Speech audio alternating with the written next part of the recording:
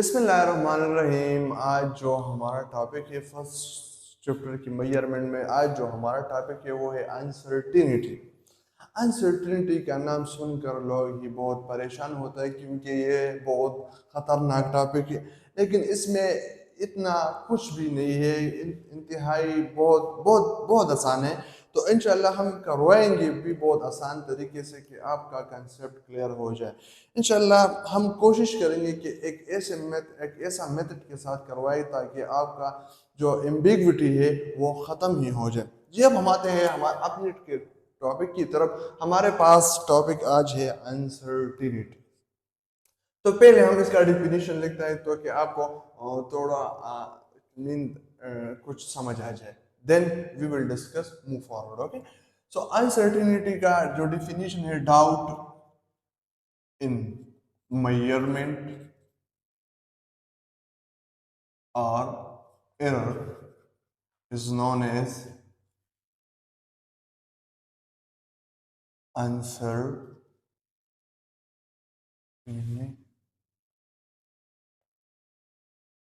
हमारे पास doubt in measurement और error is known as uncertainties.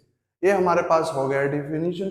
इस डिफिनीशन से भी आपको कुछ न कुछ आइडिया हो जाएगा क्योंकि इसमें मैंने इतने सिंपल वर्ड्स लिखा है। डाउट इन मेजरमेंट और error is known as uncertainties. जी, अनसर्टिनिटीज हम कहते हैं बेयकीनी। हमारे पास बेचैनी बेयकीनी, ठीक है जी। हमारे पास एक वैल्यू है, मिसाल के तौर पर, फिर मैं इस मार्कर का एग्जांपल लेता हूँ क्योंकि ये मेरे हाथ में है तो इसी वजह से इसका एग्जांपल मैं बहुत ज्यादा देता हूँ।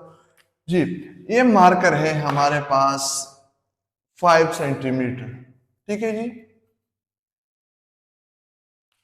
जिस इट्स मीन ये मार्कर जिस पर इसका हमने मेजरमेंट करवाया है, इस मार्कर का जो हमारे पास वैल्यू है 5 सेंटीमीटर, इसका जिस जिस इंस्ट्रूमेंट पे इस मार्कर का हमने मेजरमेंट करवाया है, तो इस इंस्ट्रूमेंट का भी एक लीस्ट काउंट वैल्यू है। इट्स मीन इसका भी एक अनसर्टेन वैल्यू है। तो इस अनसर्टेन वैल्यू को हम अगर इनके साथ लिख जाए तो हमारे पास अनसर्टिनिटी ही खत्म नहीं होगा, लेकिन तकरीबन हमको फाइंड आउट हो जाएगा कि ये हमारे पास इस बॉडी में हम इस मेजरमेंट के साथ इतना अनसर्टिनिटी है। मेरे पास एक मीटर रॉड है। इस मीटर रॉड के हेल्प से मैं लेता हूँ, ये एक मीटर रॉड है, ठीक है जी, जो शुरू हुआ है 0 से, यहाँ पर 12 सेंटीमीटर ये रॉड है, ठीक है जी। यार यार 1 सेंटीमीटर से वो शुरू हुआ है। ये मेरे पास एक मीटर रॉड है। इस पे मैं इस मार्कर का लेंथ मालूम करना चाहता हूँ। तो इसका भी कुछ रिस्ट्रिक्शन है, इसका भी कुछ बाउंड है। इस बाउंड को अगर हम इससे इट्स मीन इसको हम इग्नोर करें तो ये हमारे पास अनसर्टेन का कुछ कंसेप्ट ही नहीं रहेगा। तो इसी वजह से मैं इस वीडियो में बता रहा हूँ कि मैंने इस मार्कर का लिया, इस पे मैंने मेजरमेंट किया यहाँ से यहाँ तक। तो ये हमारे पास आ गया मिसाल के तौर पर 5 सेंटीमीटर, ठीक है जी, क्लियर हो गया। और साथ में अगर हम उसके साथ हमारे पास इसका एक लिस्ट काउंट है। इस मीटर रूल का जो हमारे पास लिस्ट काउंट है वो है 0.1 सेंटीमीटर। क्लियर हो गया जी। अब थोड़ा सा अगर हम इस वैल्यू को लिख के 5 सेंटीमीटर, तो हमारे यकीन ही नहीं है कि being a physicist and being experimental person, तो इसमें हमारे हमको बहुत ही प्रॉब्लम नजर आएगा क्योंकि इसमें हमारे साथ अनसर्टेन का वैल्यू है ही नहीं। तो इसी वजह से अगर हम इसके साथ लिख ले 0.1, तो अब हमारे पास ये वैल्यू ही कंप्लीट हो गई। समझ आ गए? और एग्जांपल देता हूं, ठीक है जी। स्क्रू गेज का नाम आपने सुना ही होगा, वर्नियर कैलिपर का भी, क्योंकि इससे हम मेजरमेंट करवाते हैं, ठीक है। तो इस स्क्रू गेज का हमारे पास लीस्ट काउंट है 0.001 सेंटीमीटर में भी ये है। अगर इसमें प्रॉब्लम हो तो माजरत चाहता हूँ, ठीक है जी। ये हमारे पास अगर हम वैल्यू मालूम करते, इस पे हम अगर एक चीज का मेजरमेंट करेंगे तो हमारे पास पहले इसका लीस्ट काउंट का पता ही होगा कि जितना लीस्ट काउंट हमारे पास कम होगा तो इतना ही एरर भी कम होगा, इतना ही अनसर्टन कम होगा। और वर्नियर कैलिपर का हमारे पास लीस्ट काउंट 0.01 सेंटीमीटर है। क्लियर हो गया जी। अगर लीस्ट काउंट कितना ही कम होगा इतना ही हमारे पास अनसर्टेन वैल्यू ही कम होगा। इट्स मीन वैल्यू हमारे पास करेक्शन की तरफ बहुत है, इसका परसेंटेज बहुत ज्यादा है। अब जी हम आते हैं हमारे पास टाइप्स ऑफ अनसर्टेन। इस एग्जांपल के थ्रू में मेरा ख्याल है आपको बहुत हद तक अनसर्टिनिटी का कंसेप्ट ही क्लियर हो गया है, ठीक है जी। अब हम आते हैं टाइप्स ऑफ अनसर्टिनिटी की तरफ। तो हमारे पास टू टाइप्स है, एक को हम कहते हैं एब्सोल्युटली अनसर्टन और दूसरे को हम कहते हैं रिलेटिव और परसेंट अनसर्टिनिटी। एब्सोल्युटली अनसर्ट में हमारे पास है सेम यूनिट होगा और इसको हम डिनोटेड करेंगे बाय दिस लैम्डा, ठीक है जी। और इस रिलेटिव और परसेंट अनसर्टिनिटी हमारे पास has no unit and then denoted by this symbol. अब हम कैलकुलेशन करवाते हैं कि हमारे पास सम डिफरेंस प्रोडक्ट क्वोशंट, इसमें हम किस तरह अगर हमारे पास न्यूमेरिकल प्रॉब्लम हो तो हम किस तरह हम अनसर्टिनिटी मालूम करेंगे। तो मैं आपको एक एग्जांपल देता हूँ, सब्र करें। हम इसको सम करवाते हैं, फिर डिफरेंस, फिर प्रोडक्ट, फिर क्वोशंट, ठीक है। पहले आते हैं हम सम की तरफ। हमारे पास ये एक वैल्यू है, ठीक है जी। देखिए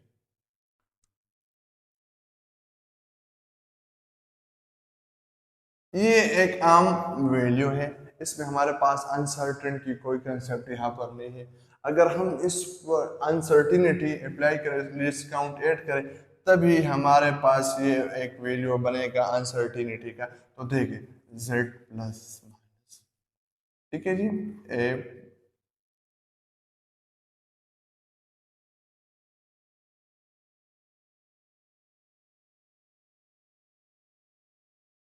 क्लियर हो गया। तो जी अब हम आते हैं a plus B plus minus del A plus del B.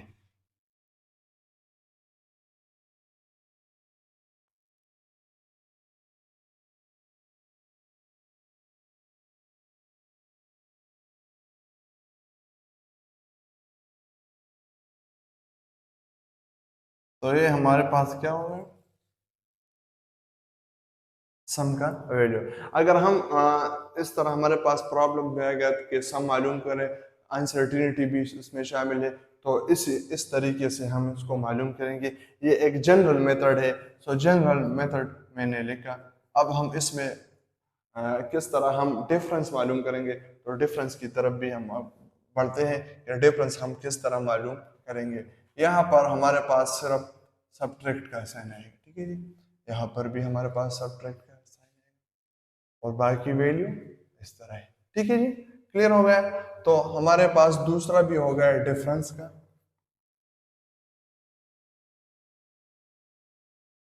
तो ये हमारे पास डिफरेंस का अनसर्टेन वैल्यू हो, ये एक जनरल मेथड है जी। अब हम आते हैं प्रोडक्ट की तरफ।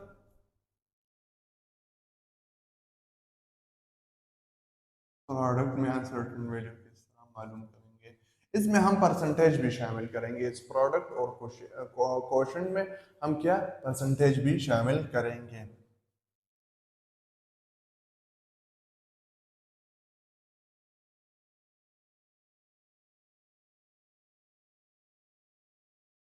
ठीक है जी।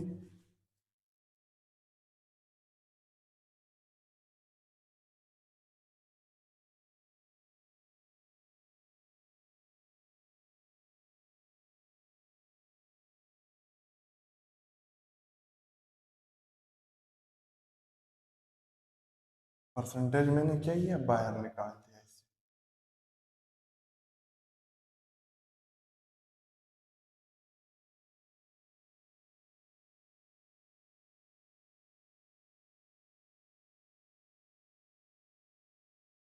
तो ये हमारे पास हो गया प्रोडक्ट की अनसर्टेन वैल्यू। ठीक है जी, क्लियर हो गया, आसान है।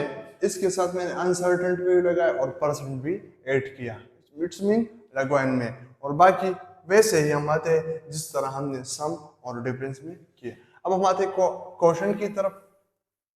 ये हमारे पास लास्ट है, पावर भी है लेकिन यहाँ पर बस क्वेश्चन तक ठीक है।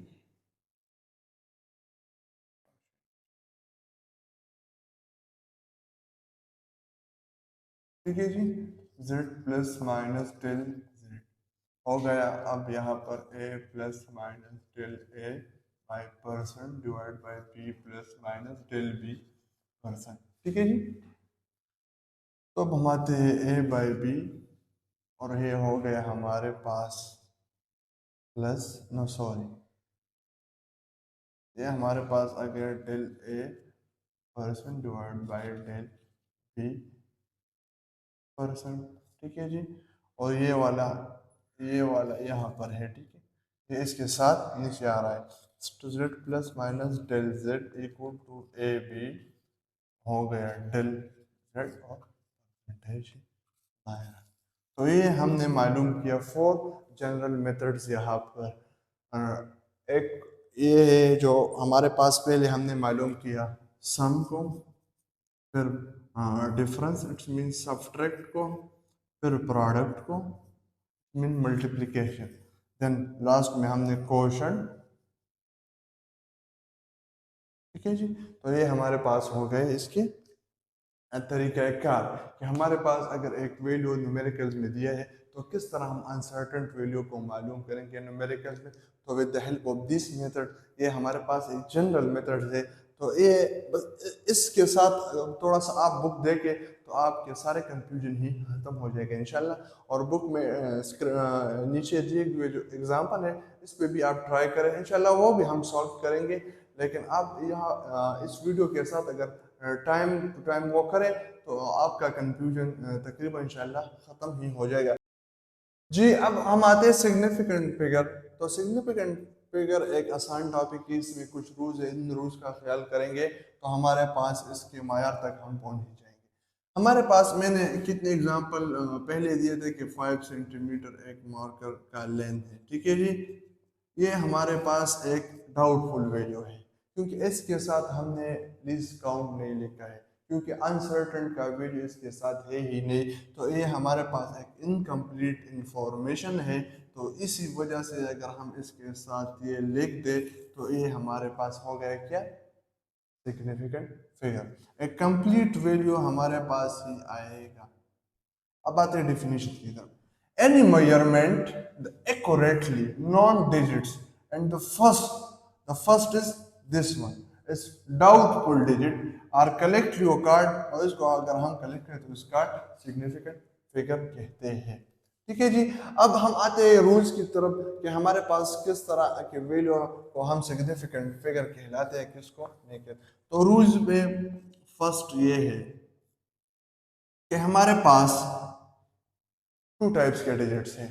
एक को हम जीरो डिजिट्स कहते हैं, ठीक है जी, तो होली सोली जीरो है completely. Then another one is non zero digit. ठीक है जी, ये हम लेते हैं 1 to 9। तो ये नॉन जीरो डिजिट हमारे पास सिग्निफिकेंट फिगर में शामिल है। ये रूल्स पे है, अगर हम 1 से लेकर 9 तक हमारे पास वैल्यू में शामिल है तो इसको हम सिग्निफिकेंट फिगर कह सकते हैं। तो ये हमारे पास पहला रूल हो गया। ठीक है जी, दूसरे जो हमारे पास अगर इन 1 to 9 वैल्यू में के दरमियान हमारे पास जीरो आ जाए, जीरो हमारे पास अगर इंडिविजुअल जीरो आ जाए तो ये हमारे पास सिग्निफिकेंट फिगर में शामिल है ही नहीं। ठीक है जी, अगर हमारे पास इन बिटवीन यहाँ पर आ जाए 109 हो या 109, तो इसके अंदर हमारे पास नॉन जीरो डिजिट्स भी है और जीरो डिजिट्स भी है। तो इसको हम थ्री सिग्निफिकेंट फिगर कह सकते हैं क्योंकि ये हमारे पास इन बिटवीन आया है नॉन जीरो डिजिट्स के दरमियान। तो ये हमारे पास दूसरा रूल उसका हो गया। ठीक है जी, अब हमारे पास एक वैल्यू है इस तरह की, क्योंकि इसमें नॉन जीरो डिजिट्स एक तरफ है और जीरो डिजिट्स एक तरफ है, तो इसको हम सिग्निफिकेंट फिगर कह सकते हैं यानी। तो यहाँ पर ये क्वेश्चन है, तो बिल्कुल जी ये भी रूल्स में शामिल है। अगर इस साइड से है, इस साइड से वैल्यू है, it's mean from from this side, from left side of non zero digit, तो ये हमारे पास सिग्निफिकेंट फिगर में शामिल है 1 2 3 4 5, तो ये हमारे पास इसमें 5 सिग्निफिकेंट फिगर है। ठीक है जी। अब हम आते हैं एक दूसरे रूल की तरफ, कि हमारे पास एक वैल्यू है 5.49000, इसमें हमारे पास डेसिमल आ गया, इसको हम किस तरह सिग्निफिकेंट फिगर कहते हैं। तो ये भी रूल्स में है, अगर इस तरह के हमारे पास एक नंबर आ जाए, एक न्यूमेरिक वैल्यू आ जाए, तो इसको हम भी सिग्निफिकेंट फिगर कह सकते हैं। तो हमारे पास 3 6, तो इसमें हमारे पास सिग्निफिकेंट फिगर कितने हैं 6, तो ये it's also included in rules, it's called significant figure. ओ एक केस ये है, एक रूल्स ये है कि हमारे पास इस तरह के वैल्यू आ जाए, तो इसमें कितना सिग्निफिकेंट फिगर शामिल है। ये भी रूल्स ये आ सकता है न्यूमेरिक वैल्यू, तो इसमें हमारे पास जस्ट ये 2 नॉन जीरो डिजिट्स है, इसको हम सिग्निफिकेंट फिगर कह सकते हैं। तो इसमें हमारे पास ये 2 नॉन जीरो डिजिट्स शामिल है, तो इसको हम क्या कहते हैं सिग्निफिकेंट फिगर कह सकते हैं। तो ये है हमारे पास सिग्निफिकेंट फिगर। फिर इसकी कैलकुलेशन है कि हम इसके सम करवाए, फिर इसका सब्ट्रैक्ट किस तरह करवाए, डिवीजन और मल्टीप्लिकेशन, तो ये इंतहाई सिंपल है। अगर इनके साथ, इस टॉपिक के साथ अगर आप बुक देंगे, तो इंशाल्लाह वो स्मॉल स्मॉल आपको जो एम्बिग्विटी लगते हैं तो वो भी ख़त्म हो जाएगा। और हमें ऑटोमेटिकली, अगर आपको एक वैल्यू एमसीक्यूज में दिया है इस तरह की,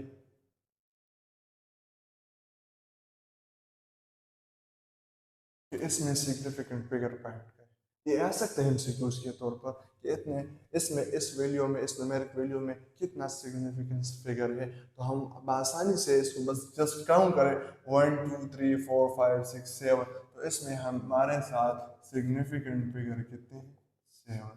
तो ये इंतहाई आसान है, बस जस्ट आप इसको थोड़ा सा मेमोराइज करें और इस पर तवज्जो दे दे। एक चीज़ में असल कंसेप्ट है, अगर इस ये रूल्स हमें समझ आएंगे तो इसमें मुश्किल है ही क्या। तो फिर इस तरह अगर आपके साथ एमसीक्यूज कमीशन में आएगा ई ट्राम, तो आप इंतहाई आसानी के साथ इसको सॉल्व करेंगे। थैंक यू जी, शुक्रिया।